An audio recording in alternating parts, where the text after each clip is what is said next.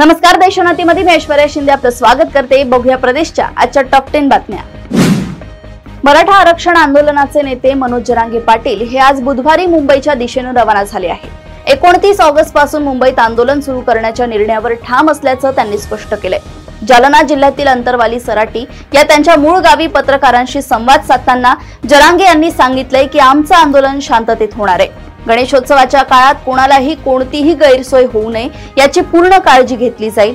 ते पुढे म्हणालेत की आमचे समर्थकही शांतता आणि संयम पाळतील। गणपती बाप्पा मोरया, मंगलमूर्ती मोरया म्हणत मानाच्या गणपतींची मिरवणूक विविध शहरात लक्ष वेधून घेत आहे।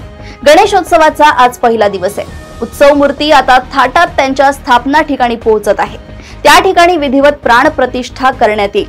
राज्यात आज घरोघरी आणि विविध मंडळात जल्लोषात गणपती बाप्पांचं आगमन झालंय।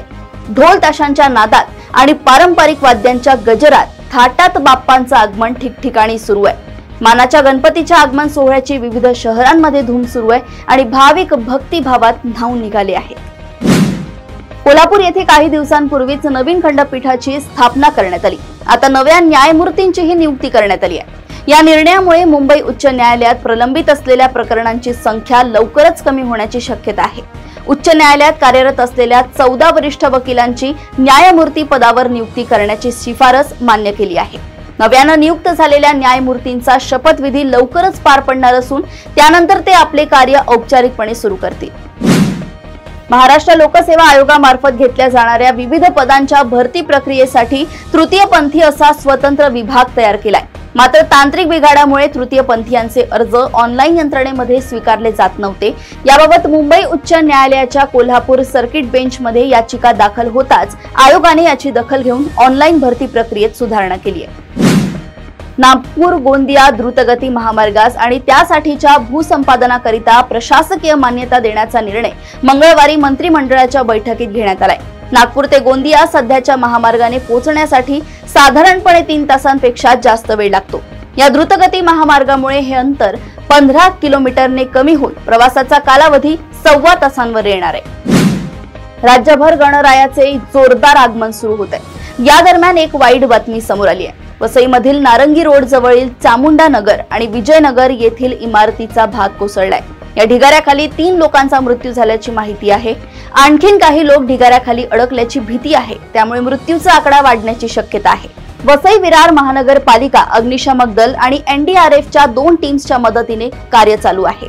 आतापर्यंत 11 लोकांना मलब्याखालून बाहेर काढलं असून विरार आणि नालासोपारा येथील वेगवेगळ्या रुग्णालयात दाखल करण्यात आलंय।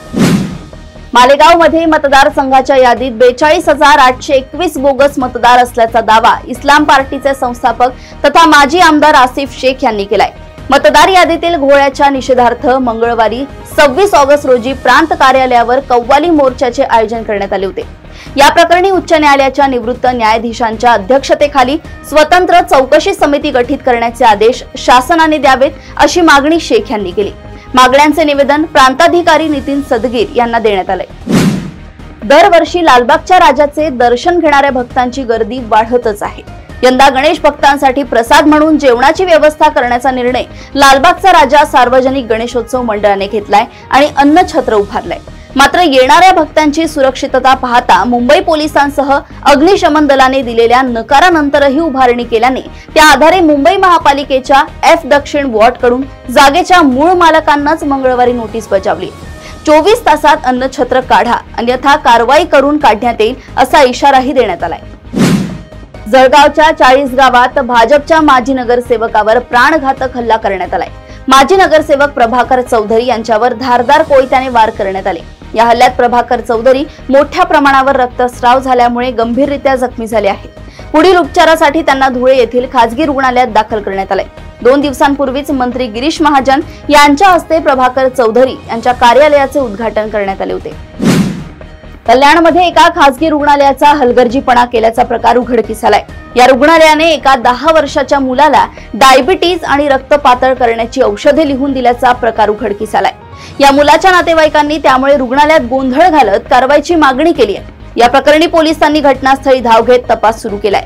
कल्याणच्या आधारवाडी चौकातील मनोमेय मल्टी स्पेशालिटी हॉस्पिटलमध्ये हा धक्कादायक प्रकार उघडकीस आलाय। प्रदेशातील अशाच टॉप 10 बातम्या जाणून घेण्यासाठी बघत रहा देशोन्नती। नमस्कार।